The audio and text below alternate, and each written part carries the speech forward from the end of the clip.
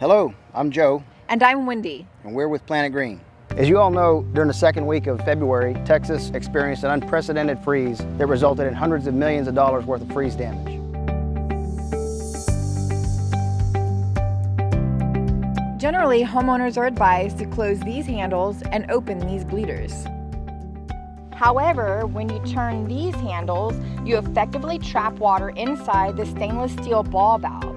During a winter storm, this water will begin to freeze and expand, resulting in a crack in the brass. Most homeowners won't know that they've sustained damage to their backflow device until springtime, when they go to turn the backflow back on and water starts spraying from the cracked brass. As of January 1st of 2009, it became state law that all licensed irrigators include the isolation valve with the new install. It is the only way to effectively winterize your sprinkler system and prevent expensive repairs. This is why it's critical that you always hire a licensed irrigator who is kept up to date with current laws and techniques in regards to repairing and installing your sprinkler system correctly. This not only ensures that it is done correctly, but also ensures that you and your family are protected from unsafe drinking water. So what is an isolation valve anyways, Joe? So an isolation valve is a PVC ball valve that is installed underground below the freeze line. Your isolation valve should never be installed above ground as part of the PVB assembly.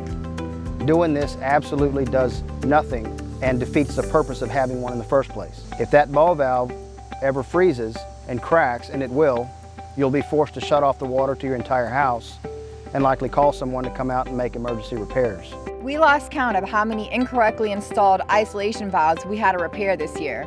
Right, Joe? Yes. Isolation valves are typically found in one of two places. Most homeowners don't know where their isolation valve is, as grass is allowed to grow over the box it's contained in.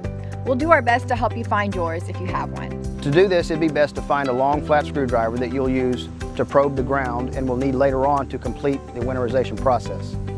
Isolation valves can typically be found within a few feet of the water meter. Use your screwdriver to probe the ground until you strike something that is hard and has a hollow sound to it. If you're not able to find your isolation valve near your water meter, it's possible that it's near your backflow device. In our case, the isolation valve is located at the backflow device. If you're not able to find one, you may need to call us out to see if we can locate one or install one for you. Once the isolation valve has been located, you can begin the steps of winterization. Step 1. Turn off the isolation valve. Your valve may need to be cleared of any dirt or debris surrounding it so that you can properly turn the valve. A half turn should do it.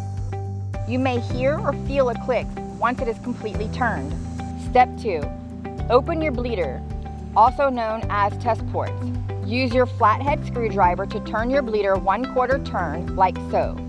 You'll begin seeing water flowing from your PVB, but don't worry, it should stop within a few seconds to a few minutes. If it doesn't stop, then that means the isolation valve is not completely closed. That is it. Do not touch the brass handles, leave them open. When it's done, your PVB will look just like this. With the backflow device properly drained this way, you don't have to do anything else. If it makes you feel better, you can put a towel or wrap the backflow device however you want, and then put a trash bag over it to keep those towels from getting wet and freezing. This year, we're proud to say that 100% of our customers and members were fully protected from any freeze-related damage to their sprinkler systems. If you have any questions or need guidance on winterizing your sprinkler system, feel free to contact me at planetgreentx.com.